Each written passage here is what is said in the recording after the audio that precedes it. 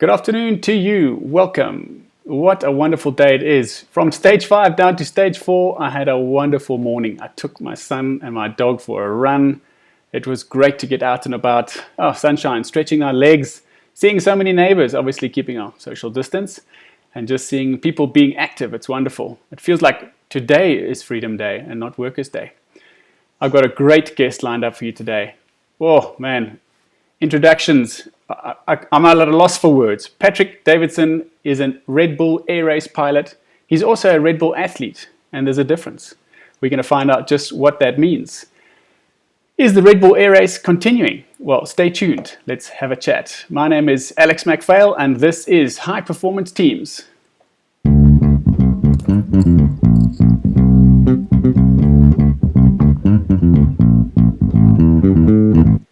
Patrick, good afternoon to you. How are you doing today in Port Elizabeth?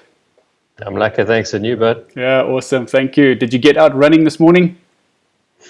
I'm going to pretend I did, but no, I didn't. We got a little baby and she kept us a little busy last night. So I let my wife sleep in a bit. So I was on daddy duty, unfortunately. Oh, good man. Good family man. We're going to get to family in just a minute. But Patrick, we got a wonderful opportunity for a chat. Thank you for your time today. I'm looking forward to discovering all things aerobatics, Red Bull, air races, and everything in between. But for those who don't know, let's rewind the clock a little bit. Your first competition, incidentally, you won. You were 12 years old competing in competition aerobatics. So tell us a little bit about the background and how it is that a 12-year-old can compete in competition aerobatics. Yeah, look, I've got my dad to thank, for everything that I have achieved in aviation. It's been, solely due to him to give me the opportunity. And, I think when I competed, it was at the Wild Coast Sun.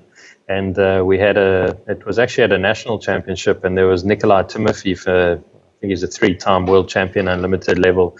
He was out visiting, and he actually offered, instead of one of the local guys, to fly as a safety pilot for me. And obviously I'd been doing a bit of training with my dad leading up to the event.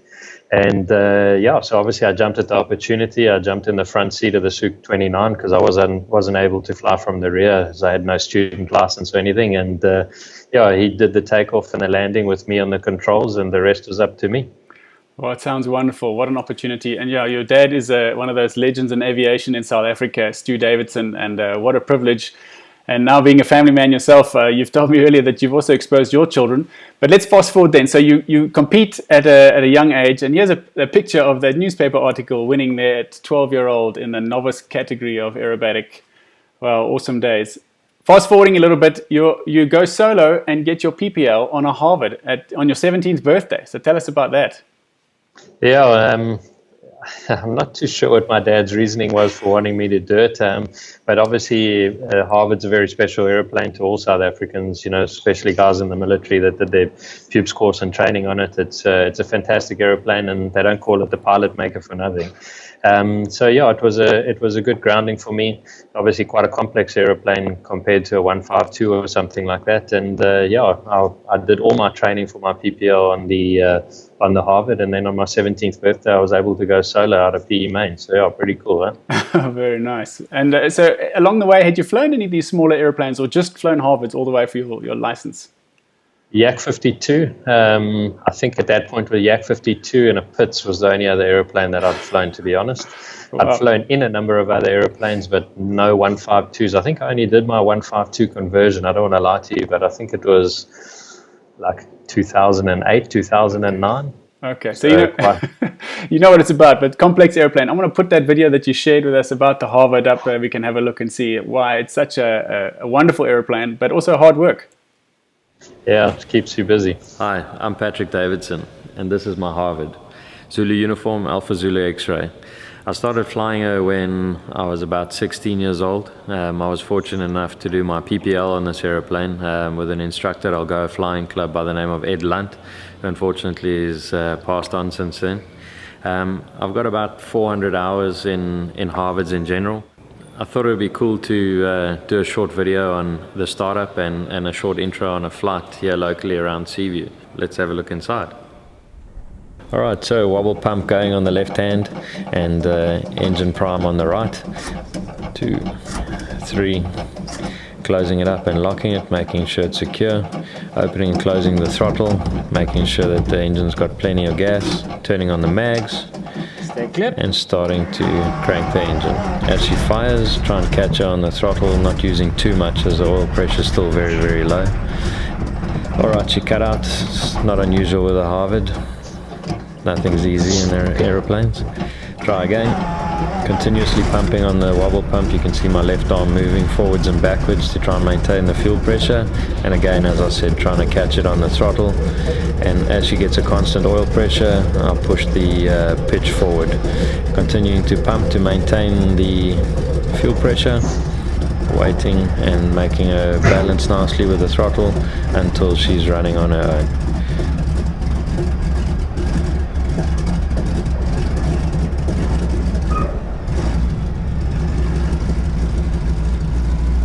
And slowing down with the wobble pump as the fuel pressure stabilizes, and there we go.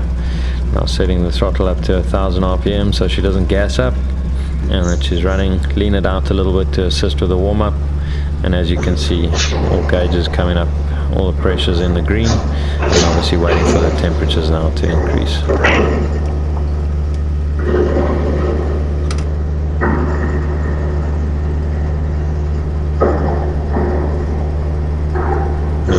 To a very cool flight. Generally speaking, I like to cruise the Harvard at 26 inches and 1850 RPM. She clocks out about 130, 140 knots. Yeah, she's quite happy at that power setting, using 33 gallons an hour, US gallons an hour, and a very good stable platform. Used a lot for training in the South African Air Force. Very strong aeroplane, which you can physically feel, as she's traveling along. It feels like you're sitting in a tank. It's a very trustworthy, very honest aeroplane. In my opinion, one of the better aeroplanes to fly. Ease of use, aerobats really well, and just in general a good all-rounder. Well, clearly you're passionate about that, and I feel like there was almost an instructional video. I'll come jump in with you one day and see if I remember all the tips. But you guys, you guys have a long history with the Warbirds, and even a nice picture I'm going to stick up here of the P-51 Mustang. So tell us about what it is about Warbirds that tickles your fancy, that you guys continue to invest in them and fly them and spend time with them. From a business perspective, they're fantastic investments. They're dollar-based assets, and like classic cars, they become more valuable the further along, the older they get, as long as you keep them in one piece, because a lot of the more valuable ones are, non-insurable. So from that perspective, from a business perspective, it's a great place to have your money. They're very, very emotional airplanes. People often ask me which is my favorite to fly, which one is my best, and it's not fair to actually ask that question, because from a perspective of each individual airplane, they each have their own emotion, they each have their own personalities, and they each have their days which they're best to fly better than any other airplane. So when you sit in them, you smell them. When I get home from flying them, my wife always says to me, she's flying the Harvard, and I'll say, yeah, you have. Because there's this very specific smell, to the jet, the Harvard, to the Sukhoi, to everything. Each one's got its own smell, its own personality. So in that regard, I find them quite special. Yeah, you're speaking about the special things about like the Harvard. I live in Pretoria, not too far from Swartkorp, and there's the Harvard Club. They regularly fly over, and I've already trained up the kids. What's that noise? Can you hear in the background there? It's the Harvard Dad. So yeah, it's a lovely. It's got a great sound. One noise that sounds like that. Yeah. It's lovely. Okay, so you've got a fascination. You start flying young aerobatics. You've got a fascination with Warbirds, and then you start taking it more and more seriously, and you start doing quite well. And result is now 5 times national champ in aerobatics in South Africa.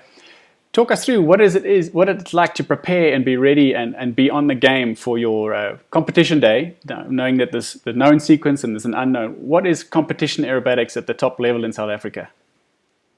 Yeah, or maybe just to reverse back a bit with regards to the preparation, to these events. Everyone says that, they want to be a champion, they want to do this, and, they want to excel at whatever sport. Doesn't necessarily have to be flying, but a lot of people aren't prepared to give up to sacrifice the time, the effort, and, the the pain, because, essentially the same as any other sport, to fly hardcore aerobatics, it hurts. When you haven't trained for a while and you start pushing, minus 10 and, pulling, plus 10 or plus 11, whatever it is, though you expose your body with no G suit to those sort of forces, it hurts. It's really, it's an uncomfortable position to be in until you build up a tolerance where you can sort of do it flight after flight. So, a lot of people don't want to give it up. And, the time and effort that goes into it, obviously it's important to have a good team on your side. My wife luckily supported me with the flying from day one, so I'm very fortunate in that regard. But, my dad's always been there to help me. He's been my coach, my mentor, especially on the aerobatic side of things. When I fly, I very seldom fly without him on the ground. On the radio, you get to a point where you can actually start teaching yourself bad habits. So it's quite important to have a good team behind you that can assist and guide you, from regardless of what level that you're at.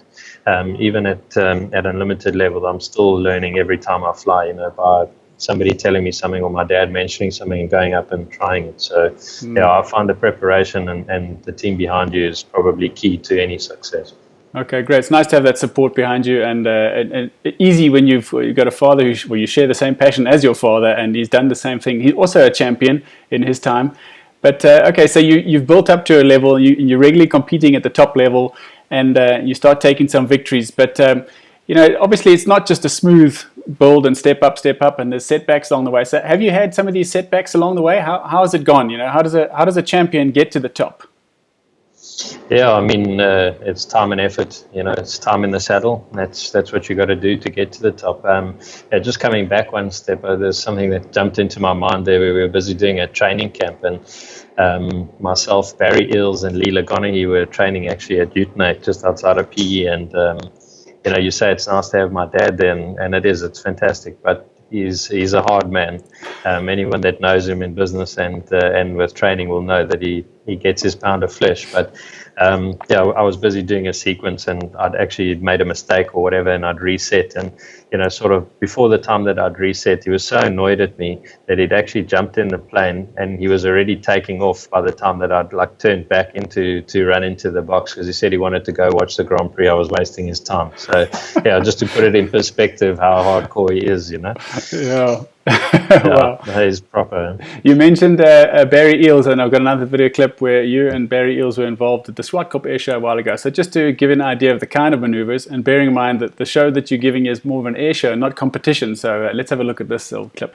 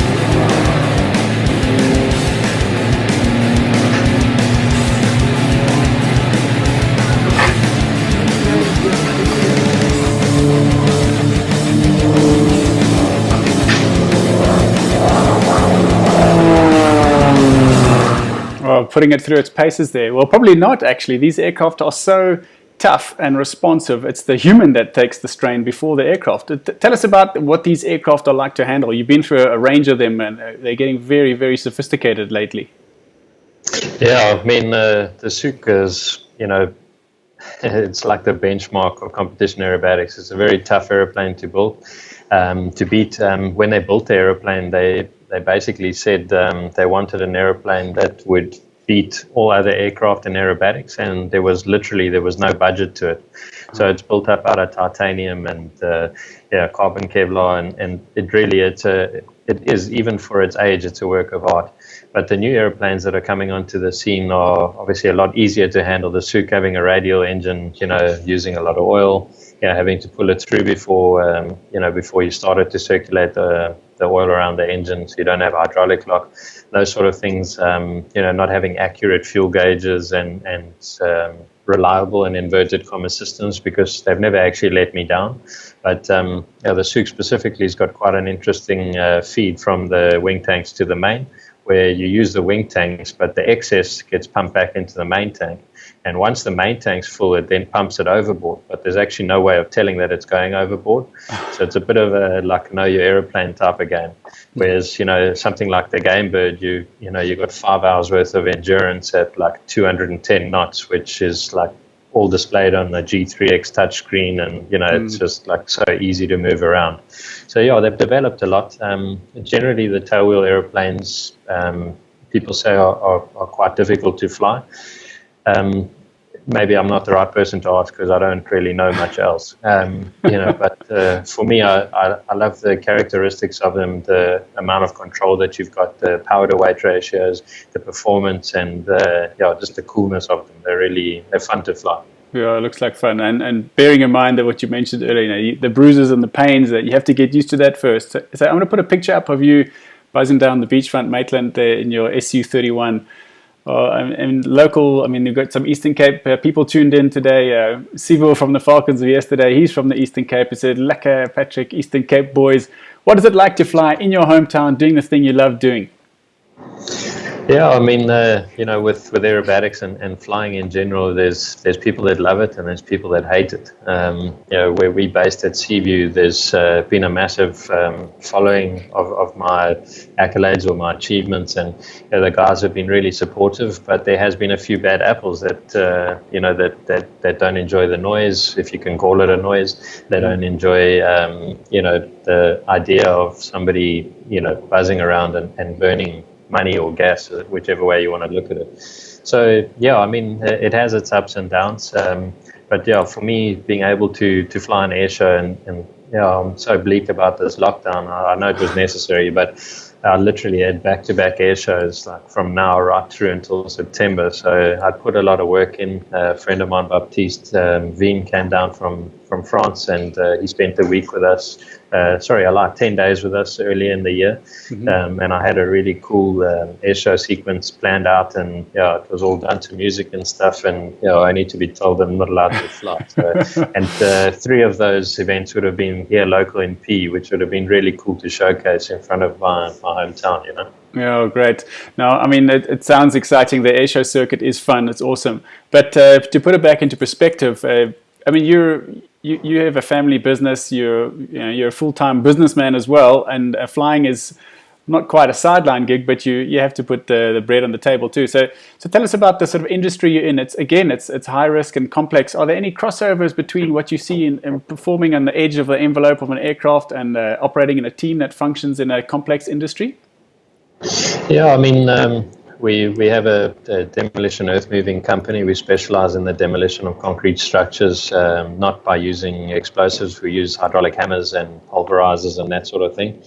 It is a risky business to be in, and when I applied for my life insurance and things like that, they were actually, to be honest, they were more concerned about me working in the demolition field than what they were doing the Red Bull Air Race, which was blew my mind. But, it is risky, and I find the biggest thing that they share as a common purpose is probably discipline. There's a lot of people looking up to me. We employ about 140 odd people, and you have to make some decisions, especially in times like these, that is not going to make everyone happy, but you have to be a constant, you have to be solid, you have to commit as well. So I think discipline and commitment is probably the 2 biggest things that those 2 industries or businesses share. Okay, now getting back into the airshow circuit. So a while ago, you're now a Red Bull athlete, and they, Red Bull being quite an exclusive company, it's got a very strong brand following around the world. tell us what it is to be a Red Bull athlete, because not everybody, I believe, not everyone on the Red Bull air race circuit are Red Bull athletes. So what is a Red Bull athlete? Quite an interesting question. The Red Bull Air Race is obviously something to discuss, or was something to discuss on its own. To be a Red Bull athlete, I think in any discipline is the pinnacle. Some people might argue that, but for me, a Red Bull was always a target. It was always a dream. It was always a goal. And a goal that I never thought I would actually reach, to be blatantly honest with you. So to be asked by these guys to represent them, to represent the brand is pretty special, because then you've gotten to the top of your game, that they like who you are. But they also look at you not only for your accolades. I mean, obviously they want the best in their business, but they look at your saleability as a person, as an athlete, as a brand ambassador. They like the social media channels as well. You have a big air show, and it is great to fly there, but you might get 100,000 people. Red Bull posts a video online or on Instagram, whatever it is, and all of a sudden there's 25 million views within like 12 hours. So things have evolved from where it was. Sponsorships are no longer the same. The social media aspect of sponsorships is just something, that I can't even fathom still, and I'm involved in it daily. So. Yeah, from that perspective, they're a fantastic brand to support. They're a fantastic brand to be an ambassador of. Just reverting back to what the Red Bull Air Race was. Not everyone in the air race was a Red Bull athlete. Mm-hmm. The brand obviously was owned by Red Bull. They patented it, and it was their idea as Peter Besson, obviously the godfather of Red Bull Air Race, he put this thing together, Mr. Mateschitz, and obviously their teams, and they came up with this idea. The problem with that was, having all the people under that. What's the best way of explaining it? You can't have competition within a company as much as you would where to be competing brands. So I would say that 30% of the people there that were racing both in Challenger, between the two Challenger and Master class, were actually Red Bull athletes. The rest came with other sponsorships, from watches to sunglasses to all sorts of other bits and pieces. So no, we weren't all Red Bull athletes. Okay, so it's a great, prestigious achievement, and I believe in the disciplines in a smaller country like South Africa, there is only one Red Bull athlete, and you are it, and representing the brand now. So that's great, and it's nice to see the paint schemes. The aircraft looks so striking. I'm putting a picture up of the latest toy with Table Mountain in the background. Tell us about this new one in its Red Bull colors. It looks like a beauty to fly with a November registration. Yeah, I think subsequent to that photo, the registration has now changed. It's November 71 Papa Delta. Just for the proving flights, we had to keep it with the Golf Charlie registration. But yeah, it's a game bird.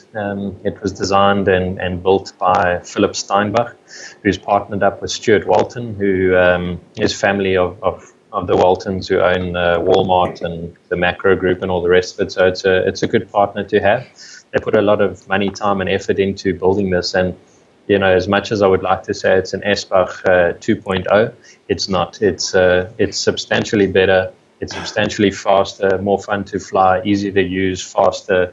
Yeah, it's an absolute pleasure. There's not a lot of them at the moment. I think they just completed serial number 17.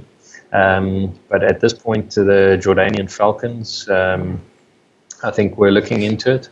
The Halcones have already replaced their extras with, they've already taken delivery of their game birds, and I think the Blades are also looking at it as well. Sean Tucker's ordered a number of them too, so I'm sure there'll be a big announcement for his new sponsor.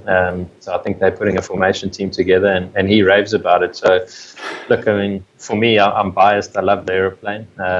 But, others might say the extra's better, but it's a personal preference. You like Merc, I like BMW, he likes Porsche, who knows? Oh, cool. All right, so we've been dancing around this a little bit here. So I'm going to put up a video clip of some of your time in the Red Bull Air Races. Let's have a look at this on the free practice.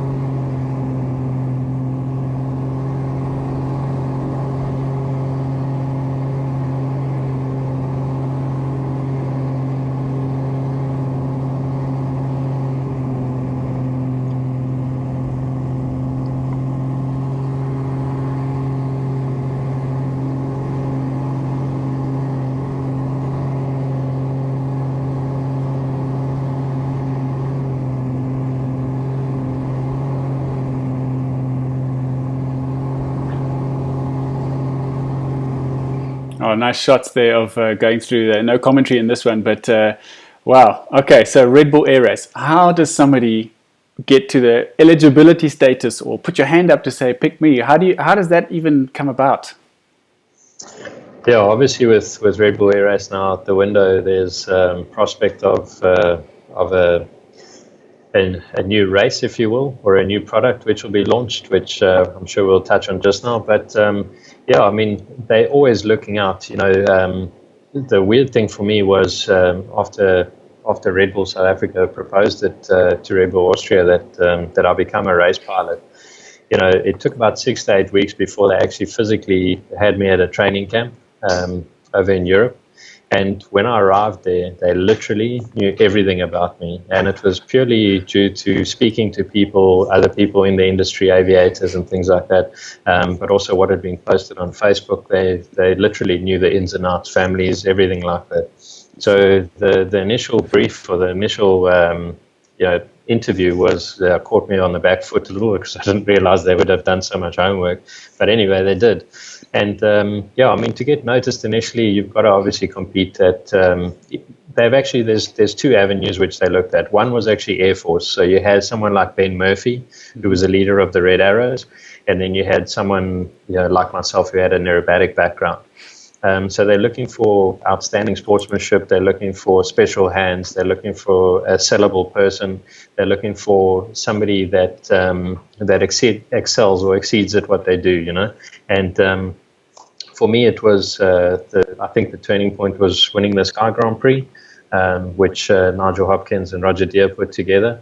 The first one of which was held at Durban Beachfront, and the second one also in Durban at the horse racing event there, or at the horse racing arena. And I actually won that with Rob Holland and Ord and all the rest of it. And I think that really lifted me up a little bit and really got me noticed. So they're looking for big achievements, but with that said, it's also you got to be careful what you post on your social media channels. If you are planning on applying to become a sponsored athlete, I'm sure it works with all brands, but you got to watch what you're doing because they do their homework. Right, I'm sure they do, and it's easier and easier for people to do homework now because we have such a big, wide, deep footprint on digital nowadays. Okay, so You're out there. It's not a long time. You're out there. They know a lot about you, and you start right away in the training camp. So tell us what it's like in the training camp to be eligible to compete in the Red Bull Air Race. What's the training camp like? So it actually consisted, before we even were selected, there was a training camp, and then there was a selection camp as well. As soon as you leave your room in the morning, there's a psychologist which is with us all the time, and he travels literally from table to table, and he sort of just bounces loosely between, and he's making continuous assessments. So that's obviously, it's a bit daunting because you don't know what he's actually. It's quite like a straight-faced type of guy, and he was the guy also that. He used to say yes or no who gets into the Austrian and German Air Forces. So, I mean, he's quite a hardcore guy. Sure. So you don't know what notes he's making. But, so he's bouncing around. There's a lot of psychometric testing, which they do, reaction time testing they do. They ask us also to give presentations on, like, random things, like how a propeller governor works and, how aerodynamics works and this and that. And it wasn't necessarily, I mean, you're talking to guys that were like chief of the Air Force and, guys that have forgotten, Paul Bonham and those guys are sitting as Steve Jones and, I'm telling them about how a propeller works. But obviously the aim wasn't about the actual topic. The aim was about the presentability of the person and how you presented yourself and handled the stress and prepared as well, because you had to do slideshows and all the rest of it. So, the flying was actually a small part of it. When you take off the first time and you've done all this testing, you actually don't even know. I mean, all of us know we could fly, but, you actually didn't know if you'd passed all these other tests before you actually even got to the airplane. So the flying, as soon as we got airborne, you sort of take off and you look back and, you see the track and you think there's absolutely zero chance I'm going to get this airplane to fit through all those pylons without killing myself. And, they set it up and they let you train firstly above the pylons. So you take sort of, an aircraft height above, and they're not too crucial. So at least if you want to like bomb out, you can sort of just without damaging anything. And because obviously the pylons are expensive as well. Sure. And then they work you through until you're actually flying through the whole track at that height. And then they reduce you to what we call pimple height, which is like the yellow thing right on the top of there. So your head's sort of just above there. And then they drop you down to race height when they think you're capable. And before you know it, you're actually flying the track and you're flying it back in reverse. The only downside is that the track doesn't remain the same. So every time you go to an event and you look down, you're like, wow, I'm not too sure about this. Well, it sounds amazing. And I love that even at the most sort of, this is a real specialist role, sort of best of the best of only a few countries in the world gets to take part in something. And there's still these the colloquial terms or the inside jargon, the pimple height. I just love those kind of things. It's great. So these pylons now, obviously there's a bit of a stress around it, but they're largely bags of air, in a windsock type material. Is this something that you really worry about? Like when you clip them, what happens? Yeah, it's there's clipping a pylon and there's hitting a pylon. I've unfortunately done both. And to clip a pylon, sometimes you don't even know. So it's a precious cell. So it's basically equivalent to like a paper. You can literally you can actually tear it. It's quite like permeable, if you will. You can like just pull it apart and it's no problem at all.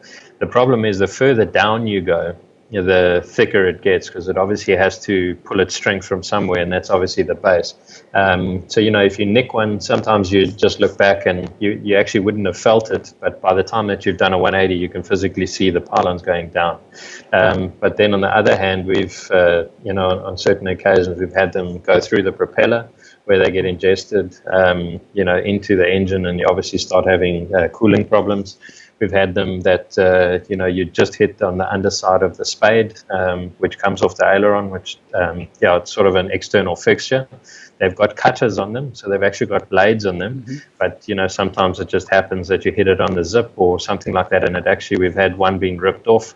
Also if you hit them under loading, under G loading, there's quite a bit of rudder movement when you're actually moving through those pylons, especially in the chicane, and you're trying to be as tight as possible. So if you hit them and they hook on the tail, because you're going that close that it just misses your head, but it hits the vertical stabilizer, then you can also be put into a negative flick quite quickly. So and obviously you're only operating like a couple of meters off the ground at like 200 knots, so things are happening pretty quick. So there is a big concern to hitting them. And also the other thing I didn't mention was that if you hit them, there's a heat transfer too. Okay. So sometimes it actually like heat welds itself onto the airplane, and if that's on a leading edge, or alternatively on like the end of an aileron, or you've got particles of the balloon still on there, it affects everything from the flying characteristics to the approach characteristics to the stall characteristics. Sure. And keeping in mind that majority of those strips that we're operating out of there are literally on the parameters of those airplanes, like 450, 500 meters long, with really not great approaches. Okay, so now obviously the goal is not to hit them or nick them at all, but if you have a little nick, you just carry on. But if there's some sort of welding on or obstruction, you have to bail out, or do you always have to bail out?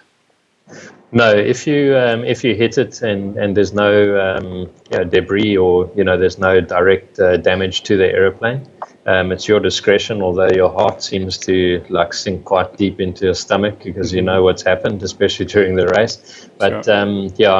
There's no if you've just nicked one and the aircraft's flying fine, it's no problem. If there is an issue, we have cleared airspace above the track. And the protocol is you slow the airplane down. First of all, make sure that the airplane is still flying okay. If the aircraft's flying okay, you actually call the chopper to do an inspection, and the chopper would fly formation with you, just to make sure that there's nothing hanging off, and then you would break off, and we would be basically perform a tail slide, which was to put the airplane vertical until the top of the penetration, and whichever wing had the debris on, you would put that. So basically, if it was on the right wing, you'd have left foot in, so left wing down, and vice versa. And the aircraft would then slide back, in its vertical line, and the debris would come off, and then you would return to base and land. Okay, wow. There's a virtual or an airborne safety car, safety helicopter. It's wonderful. So they've obviously covered all the risk bases. It is a high risk sport with small margins for error, but there's been a lot of planning about it. Okay, so we've talked about the build up, the training, and you get to experience the course. What does a race weekend look like? So obviously there's free practice and there's qualifying, etc. But tell us through. I mean, people are asking questions, and please, folks, you're welcome to bring in your questions. They're asking questions like, what do you eat beforehand? Is there a specific diet and your protocol for practice, qualifying, and the race? Yeah, so for me, no, there was no diet. I generally keep fit. I think my biggest negative, to be honest with you, was actually the jet lag. Because everywhere from Port Elizabeth is either via Cape Town or Johannesburg, and then onward to another destination, and generally a transit flight from there. So I'd be pretty buggered by the time that I arrived there, which was like probably my worst enemy. Although they looked after us with the travel, and obviously as you carry on, you build up miles and stuff, and you can start upgrading. But yeah, that was a big negative for me. So it was important to gym to make sure that I had a clear head and obviously get my oxygen going in my body. Obviously they were very strict with alcohol, so that was not even a consideration. Okay. We had also I don't want to call him a chiropractor, but he was like a physio chiropractor guy, and they traveled with us to all the races, Daniel, and he had like gold hands. He was really, really good. So if you had any issues when you arrived there from, sleeping badly on the plane or whatever, he would literally come in, sort you out, or even just give you a massage if you were really tired or struggling. Great. And then from a preparation point of view, I think it's just to try and create a routine from when you get there, rest well, wake up, have a clean mind, and be ready to race. But by the time that you get there, you're so focused on the end goal. All you want to do is hear the South African anthem on the podium. That was like, the main thing, which unfortunately never happened. I was close, but it never happened. But yeah, it's just a matter of trying to get into a routine. And I'm lucky I don't get sick when I fly. The nerves and that are always there, but once the visor goes down, I just got tunnel vision. Yeah, focus. And okay, you mentioned the anthem. What's it like representing your country in a sport? I mean, you are the representative for Africa in Red Bull Air Race. What's that like? Putting on that, you've got the flag on your helmet, I think it is, and great. What's the feeling? Yeah, I mean, it's difficult to explain, the first race, to get in the aeroplane, and you just want to do so well. But the reality of the situation is that everyone is so very, very good there, and they're all, representing their own countries, and, we're all there for the same goal. Everyone wants to be number one. It was a fantastic opportunity for me to expose South Africa. I know Glendale did it a few years before me. And I'm fortunate enough to have flown the flag, and I got a few trophies, so I hope I didn't let anyone down. Wonderful. Okay, so the show weekend comes, you do the practice, you do the qualifying, and I know you had a good couple of results in last year's season, but it was kind of called off at the end. But talk us through the sort of preparation. So you get ready for the show, you do the race, you do the race. What is the rounding out, the review, the debriefing like? How do you analyze your performance? How do you improve it? What's your method in your team? So as a challenger pilot, you rely on your fellow challenger pilots to give you honest opinions. With the air race, we had access to review each flight with sector times as well. So after each flight, Alvaro would send us an email, which will basically be a breakdown of your each individual sector times, but as well as everyone else's sector times as well. So you could see where the next guy was faster or slower than you.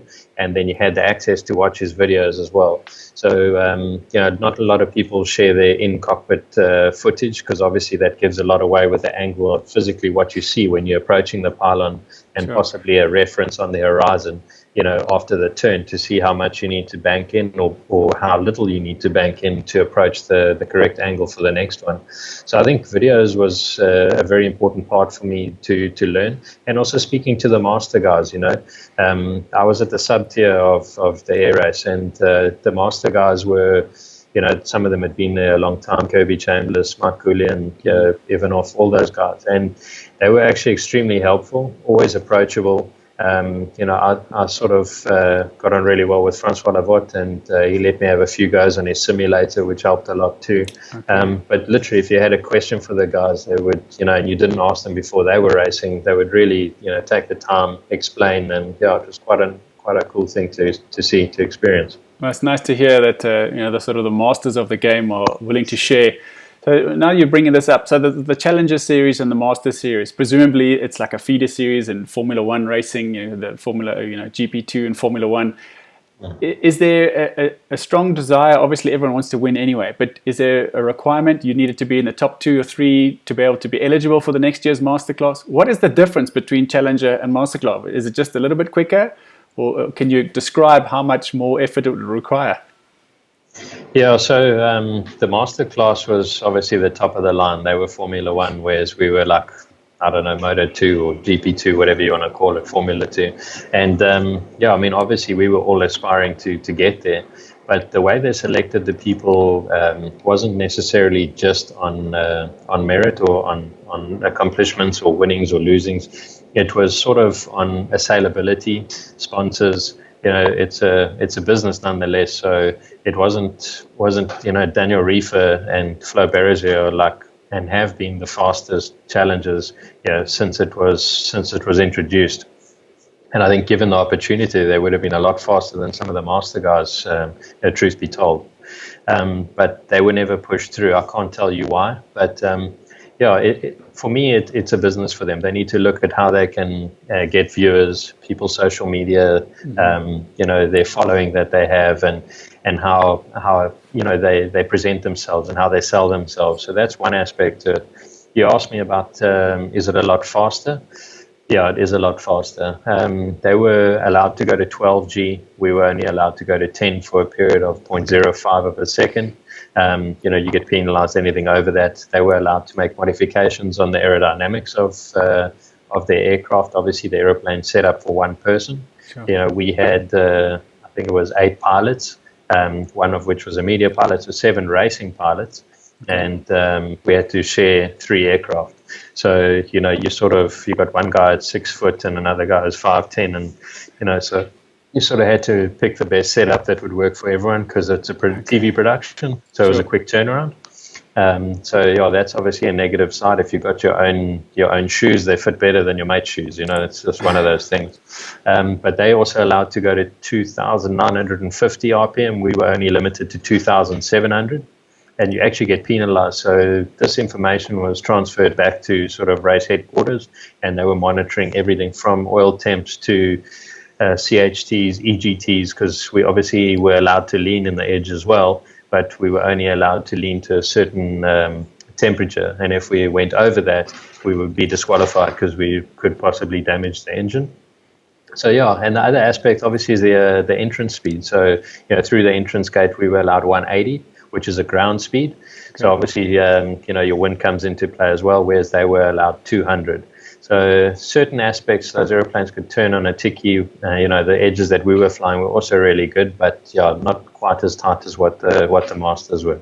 Okay, so you mentioned nicely, Rodney is joining us asking about the different airplanes. So you guys had 3 to operate on, and in the master class, is it can they modify the airplanes? Are they all using the Edge 540? But can you do your own things to a degree, like Formula One?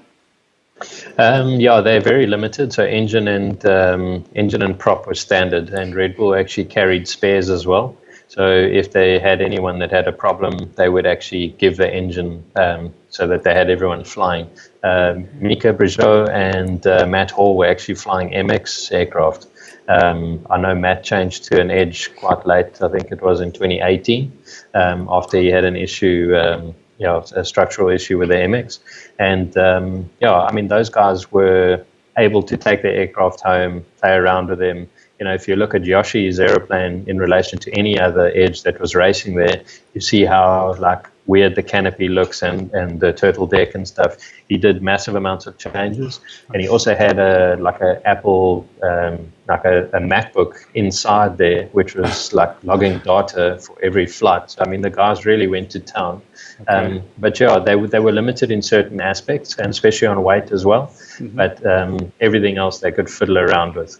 Sure. And like Formula One and lots of professional sports, if the team had a budget 10 times the size of the next team, did that result in better performance generally?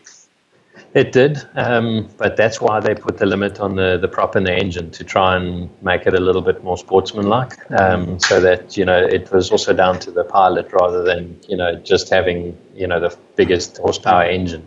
Yeah, when they started, I think Hannes Ark's plane that I actually did the first training camp in that I flew had a plate on the engine, and I think it was something like 450 horsepower, something silly. Sure. Yeah, so I mean, to get that sort of horsepower out of this tiny little plane, it also starts becoming a question mark with reliability and things like that. So I think from safety as well as to keep it a little bit more competitive, they put those parameters in place. Okay. Now, just before we get to the what's coming next, I'm going to show a video clip shortly, and it's going to show you on the podium. So you've had a couple of pole positions and you had some podium finishes. Tell us what that's like. What's the feeling like getting on the podium there? Or before that, you get pole position for this race. What goes through your mind when you realize you've done that for the first time? Yeah, it's quite a different sensation because you actually don't know how you've done until they tell you on the radio. So, by the time that you've gone through the finish gate, it's like you're sort of a bit sublime to the fact that it's gone that well, and you think, oh no, I've messed it up, or I'm sure I didn't have that line correct, and then Steve Jones would come on the radio and said, oh, Challenger 77, Davidson, your pole position, well done, and it's like, wow, okay, cool. But I tend to have a bad tendency of doing that one day too early, so it would have been cool if I got those pole positions on race day. That would be cool. Yeah, okay. All right, let me put this video clip up. It's your windup of 2018, and it's a combination of a bunch of things. Let's have a look and enjoy.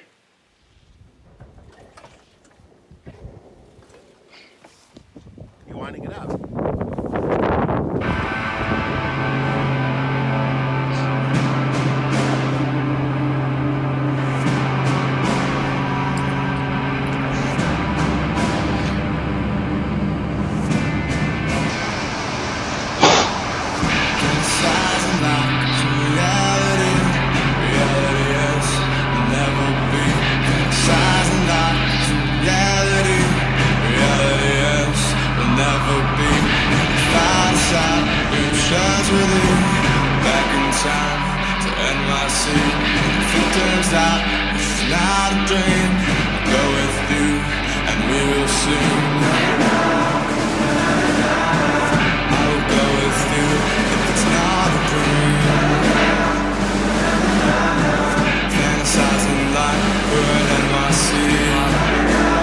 Det bästa jag över det. Det bästa jag över det.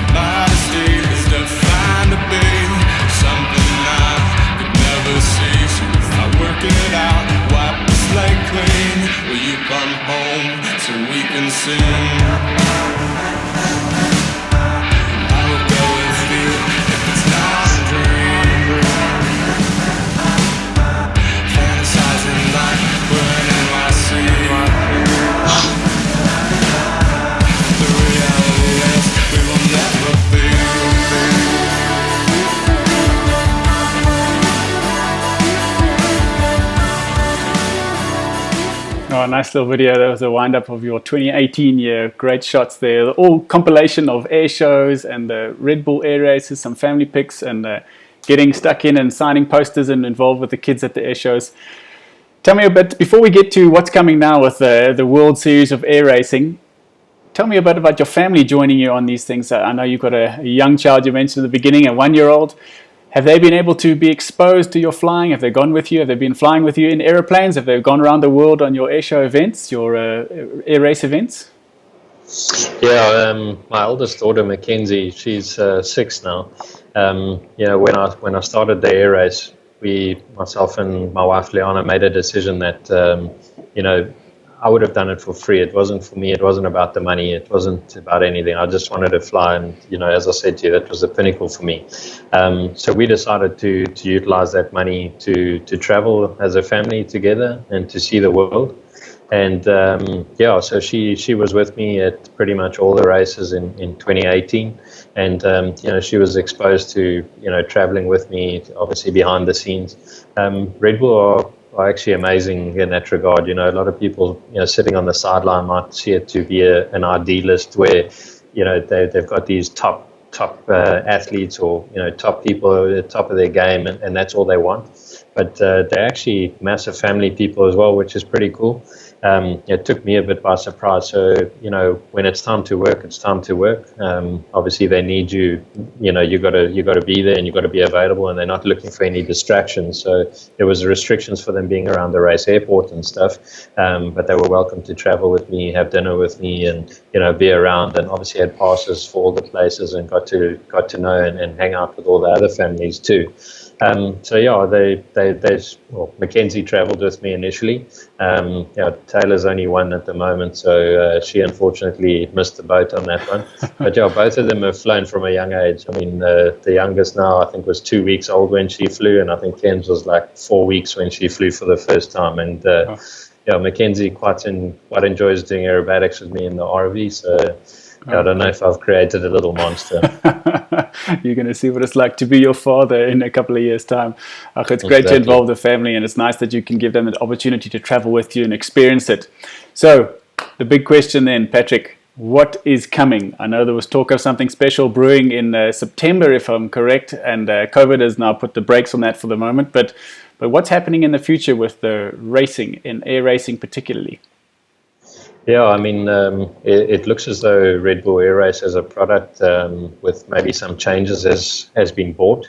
There was a press release not so long ago where the World Air Race Championship had been approved by FAI, which is the governing body for aviation sports, powered and non-powered. And everything was full steam ahead to sort of get going in September. We've had no formal correspondence with regards to say, Patrick, you are actually physically going to be racing. So I'm wishful because I'd give anything to get back racing again. But there is something on the cards. We don't know too much about the formats, who will be involved, the Masters, the Challenges. We're not exactly sure. It seems quite far along in the discussions, but the COVID-19 thing has obviously hit the anchors quite hard. So sure. I don't think anything's going to happen in 2020, to be blatantly honest with you, in most things, not only just this. Sure. But I think 2021, fingers crossed. Good. Well, thank you, Patrick. It's been wonderful chatting with you. I've really enjoyed getting that behind-the-scenes insight and understanding the dynamics and the discipline, etc. Thanks so much for your time, and thank your family too for your time today. And I wish you all the best when it does go flying. And next time I'm in Port Elizabeth, I'm going to look you up. You're welcome, bro. Thank you very much for having me. I really appreciate it. Yeah, cheers, Patrick. All well, right, folks, bud. It's been wonderful to have a chat with Patrick. Thanks for joining the show. Please remember to subscribe and share. Make a comment down at the bottom here. Send it to somebody who you think might be interested. And until then, please stay safe.